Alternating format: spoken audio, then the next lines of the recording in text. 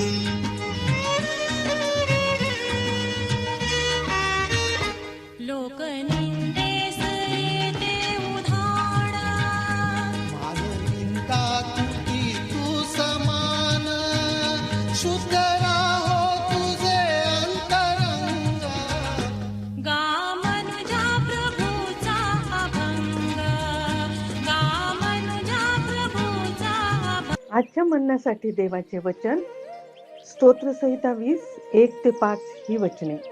स्तोत्र 20:1-5 ही वचने. संकटाच्या दिवशी परमेश्वर तुझे ऐको, याकोबाच्या देवाचे नाव तुला उच्चपदी प्रस्थापित करो. पवित्र स्थानातून तो तुला सहाय्य पाठवो, सियोन येथून तो तुला आधार देवो. तो तुझ्या सर्व अन्नार्पणांचे स्मरण ठेवो, तुझे होमार्पण त्याला मान्य हो. तुझे मनोरथ तो पूर्ण करो, तुझे सर्व संकल्प सिद्धीस नेवो. तुला मिळालेल्या तारणामुळे आम्ही उत्सव करू, आमच्या देवाच्या नावाचा ध्वज उभारू. तुझ्या सर्व मागण्या परमेश्वर पूर्ण करो. प्रभू परमेश्वर ह्या वाचलेल्या वचनाद्वारे आम्हा प्रत्येकास आशीर्वाद देऊ. ख्रिस्तातील माझ्या प्रियांनो, आपल्या प्रभू येशू ख्रिस्ताच्या श्रेष्ठ नावात सलाम. आजच्या आपल्या मननाचा विषय आहे तारण पावलेल्या व्यक्तीचे जीवन. होय, तारण पावलेला मनुष्य पापातून मुक्त झालेला तर असतोच, आणखी तो देवाचे आशीर्वाद, संरक्षण आणि कृपेचा वारिसदार झालेला देखील असतो. स्तोत्र 20 मध्ये दावीद देवाच्या लोकांसाठी प्रार्थना करतो आणि तारण पावलेल्या व्यक्तींच्या जीवनातील देवाच्या कृपेची जी 3 वैशिष्ट्ये तो या ठिकाणी सांगतो आहे.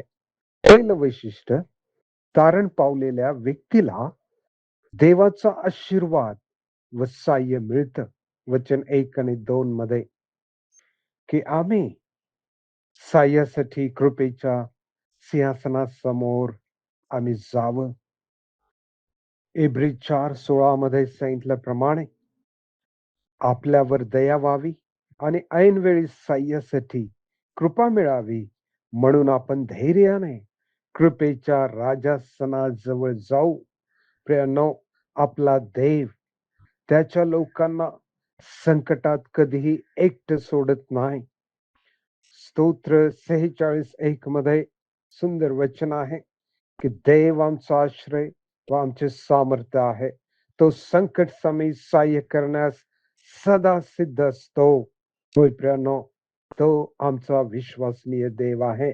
आता पुढे देवाच्या कृपेचं दुसरं वैशिष्ट्य तो सांगतो की तारण पावलेल्यांचे संकल्प देव सिद्धीस नेतो. वचन 3 आणि 4 मध्ये दावीद प्रार्थना करतो की तो तुझ्या मनातील इच्छा पूर्ण करो.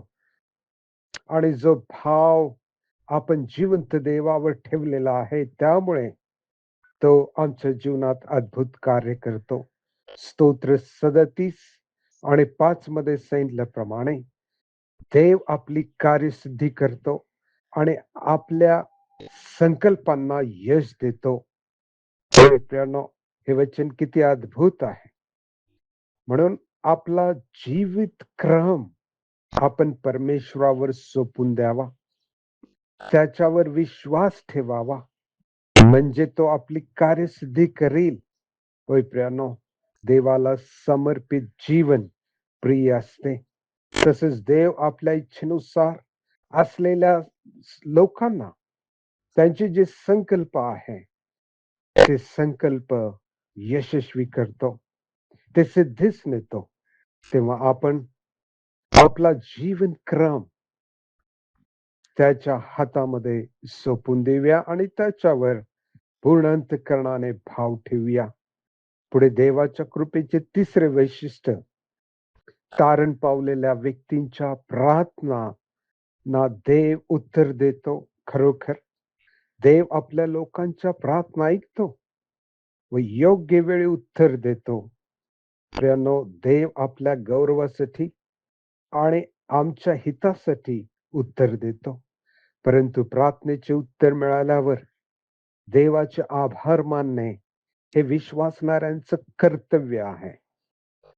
प्रभू येशू स्वतः योहान 14:13-14 मध्ये सुंदर अभिवचन देतो आणि म्हणतो, तुम्ही माझ्या नावाने माझ्या जवळ काही मागाल तर मी ते करीन.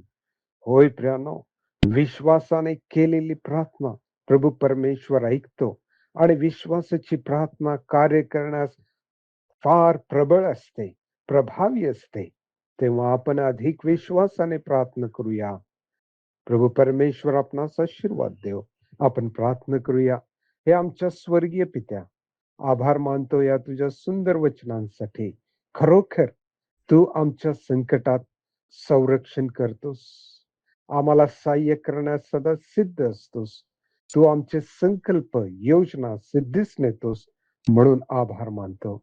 आम्ही तुझ्यावर संपूर्ण मनाने विश्वास ठेवावा, म्हणून आम्हाला सहाय्य कर. प्रभू येशूच्या नावाने मागतो, म्हणून तू ऐक. आमेन. लोकनिंदेस येते उधाण, माननिंदा तुटी तू समान, शुद्ध राहो तुझे अंतरंग. गा मनुजा प्रभूचा अभंग, गा मनुजा प्रभूचा अभंग.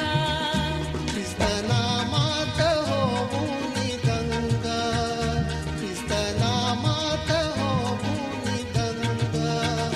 गा मनुजा प्रभूचा अभंग, गा मनुजा प्रभूचा अभंग. मनुजा प्रभूचा अभंग, गा अभंग, गा अभंग. आणि तुम्ही विश्वास धरून प्रार्थनेत जे काही मागाल ते सर्व तुम्हास मिळेल. आपल्या प्रार्थना विनंत्या कोणत्याही वेळेस विश्ववाणी प्रार्थना केंद्राला टोल फ्री नंबरद्वारे कळवू शकता. आमचा टोल फ्री नंबर 1-800-2700-333.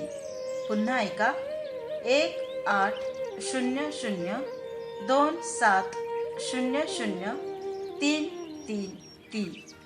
आम्ही आपणासाठी या नंबरवर प्रार्थना करण्यास उपलब्ध आहोत. धन्यवाद.